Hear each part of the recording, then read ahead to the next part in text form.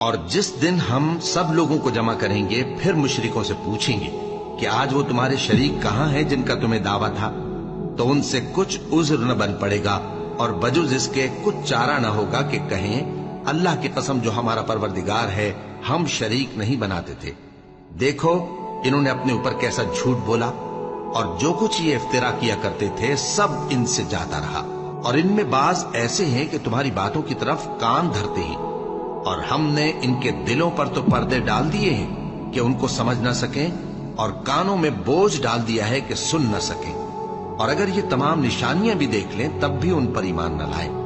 یہاں تک کہ جب تمہارے پاس تم سے بحث کرنے کو آتے ہیں